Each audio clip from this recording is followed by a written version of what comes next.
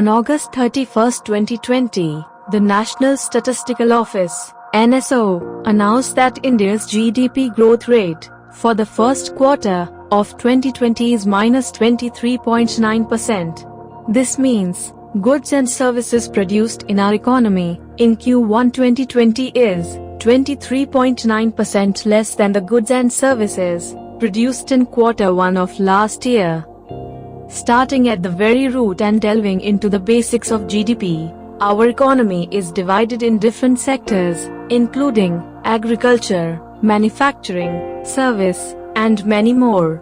These various sectors undertake the production of various goods and services, like the agri sector focuses on the production of food grains, and manufacturing sector produces equipment, machinery, etc.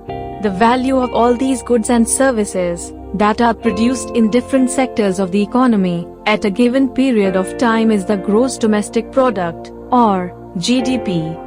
The GDP of the country can be written as GDP equals C plus, I plus, G plus, and X, where C is the consumption of the goods and services by the consumers, I is the investments made by the private firms, G is expenditure made by the government on the production of goods and services, and X is net exports, that is, exports minus imports, or the value of goods and services sold to the foreigners, minus the value of goods and services purchased from the foreigners. If the value of goods and services produced in the economy is less than that of the previous year, then the GDP is said to have fallen, and when the value of goods and services produced in the economy exceeds the previous year's, then the GDP observes a rise. To understand the main reason behind a rise in GDP and its effect on our income, suppose that there is only one store selling oranges in our country, and consumers spend all their income on the consumption of oranges.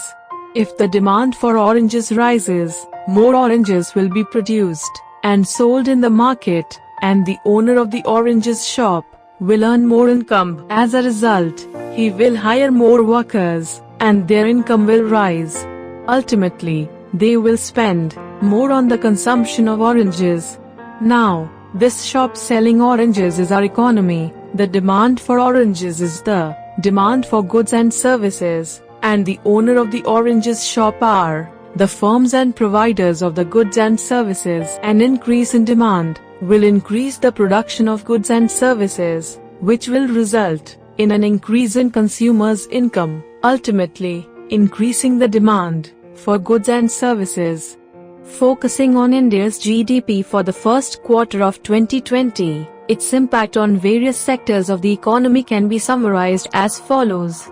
Q1 trade, hotels, transport, and communications growth saw a 47% dip, as compared to a 3.5% growth in the previous year.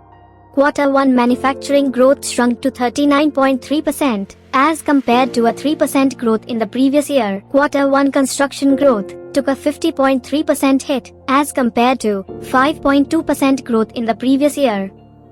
Q1 mining growth is down by 23.3%, as compared to 4.7% growth in the previous year.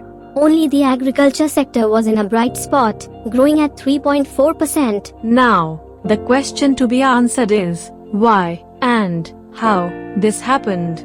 This happened because of the unfortunate circumstances of COVID-19 pandemic. In an attempt to stop the spread of the virus, the Government of India initiated a nationwide lockdown. Amidst the lockdown, all shops, factories, offices, restaurants, bars, shopping malls, retail outlets, and other outlets were shut. The production of goods and services in the economy saw a halt. International trade was also halted, which had a negative impact on net exports of the country.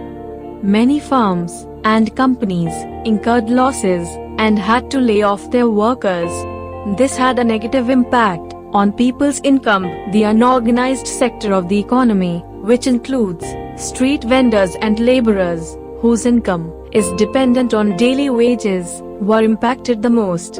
These people lead a hand-to-mouth existence and, with not enough savings and a lockdown, they were pushed towards poverty. All this had a comparatively less grave impact on the production of basic items that are necessary for survival, but it had a significant impact on other goods and services like electronic items, tourism, luxury goods, clothing and many more. Even when the government lifted some restrictions, reopened shops, and resumed services, the demand for goods and services was very low. This was because of two main reasons. First, consumers' income was very low, due to which they were spending less on consumption of goods and services. Second, consumers were scared of going out to purchase goods and services. India's GDP contraction is worse than that of any of the world's biggest economies. Except China, most of the world's biggest economies witnessed a GDP contraction. In the April to June quarter of 2020, the contraction of the Indian economy may continue into the next 3 quarters, and a recession is inevitable.